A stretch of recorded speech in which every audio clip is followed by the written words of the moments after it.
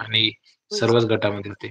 तर आता गट तट विसरून ज्यावेळेला नेतृत्व एक आलेलं आहे, तर जे प्रशिक्षणार्थी बांधव आता सध्या कोण्या गटामध्ये असतील, त्यांना राणीताईंचा मेसेज काय असेल? सर माझा तर हाच मेसेज आहे की गटबाजी करून काही तुमचं पोट भरत नाही.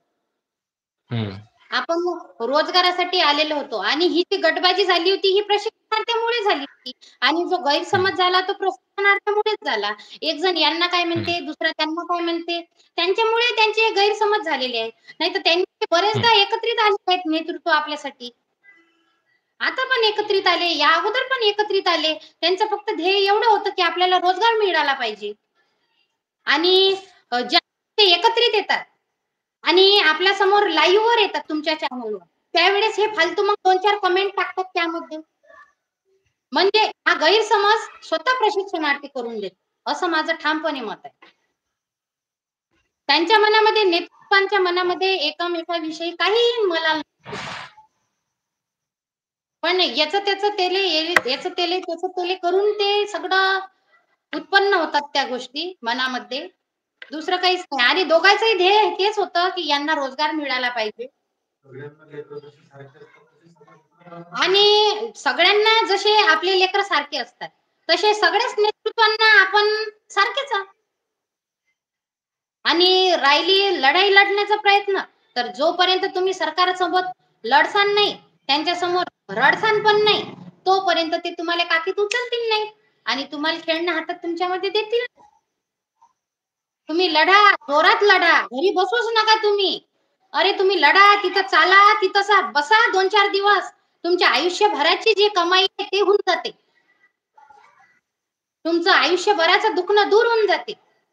तुम्ही लढा, चाला तिथं फक्त आणि तुमची दिवाळी पण साजरी होते चांगली. जर तुम्ही आता 4-5 दिवस लढले ना तिथं चांगले, तर तुमची दिवाळी पण एकदम चांगल्या पद्धतीने पार पडल्या जाते. अरे जर तुम्हाला जर रोजगार भेटला किंवा कंत्राटीवर जर तुमचा जी.आर. निघाला, तर तुमची दिवाळी जशी तुम्ही आता घरी साजरी करता ना, त्याच्या 10 पट साजरी होणार तुमची. तुमच्या घर परिवारासकट. पेढे वाटसाल तुम्ही तिकडून आल्याच्या नंतर. आता यापेक्षा जास्त काय सांगा सर यांना आपण? आता मी बरोबर. तर बरेचदा अ, सांगतो सर हं. मीटिंगमध्ये.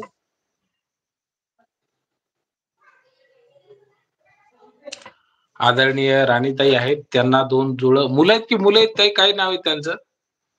तर माझी पहिली मुलगी आहे. तिचं नाव तनिष्का हं. आहे. तनिष्का प्रमोद सरदार आणि नंतर 2 जुळे मुलं झाले. एक पार्थ आहे, पार्थ प्रमोद सरदार आणि एक सिद्धार्थ प्रमोद सरदार. आणि आमचे प्रमोद सर हे सुद्धा चौथं बाळ आहे. म्हणजे पहिलंच बाळ आहे ते. तुम्ही असे 4 बाळांचा सांभाळ करतात. प्रमोद सर कुठे आहेत? आहेत ना. तर प्रमोद सरांशी जर बोलणं झालं तर बरं होईल. कारण की तुम्ही म्हणजे आपण असं म्हणतो नेहमी की बा प्रत्येक यशस्वी पुरुषाच्या मागे एका स्त्रीचा हात असतो. पण राणीताई ज्या ताकदीनं पुढे येतात, तर त्याच्यामागे खऱ्या अर्थानं तुमचे नाही सर, जे मेन म्हणजे कसं आहे माहिती आहे का? ज्या वेळेस मी आंदोलनाला जातो, कुठे उपोषणाला जातो, तर माझ्या लेकराचा सांभाळ सगळा हा माझ्या घरचे माणसं म्हणजे माझे मिस्टर करतात सर सगळ्या. त्यांच्या कामावरती ते जात नाही. त्यांचे कामं बंद असतात. त्यांची ड्युटी बंद. ते फुल ड्युटी घरी देतात सर. मला म्हणतात, "तू जाय आणि यशस्वीरित्या यश वापस घेऊन ये." राणीताई, हं. मग हे आता जसं तुम्ही आंदोलनाला गेल्याच्या नंतर आमचे भाऊजी जे आहेत, ते लहान मुलांचा चांगल्या पद्धतीने सांभाळ करतात. तर याचं प्रशिक्षण भाऊजींना तुम्ही मुख्यमंत्री युवा कार्य प्रशिक्षण योजनेमधून दिलं की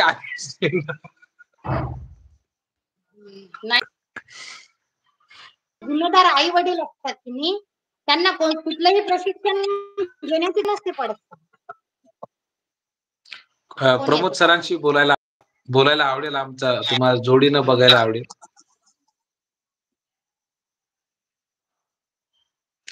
प्रमोद सर जर स्वयंपाक वगैरे तर नाही करून राहिले सध्या? बोलून घ्या त्यांना.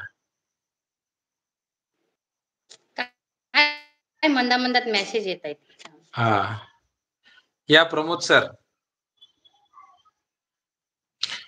मॅडमचं नाव आहे राणी नमस्कार आणि सर. हा राणीचा बहारदार राजा.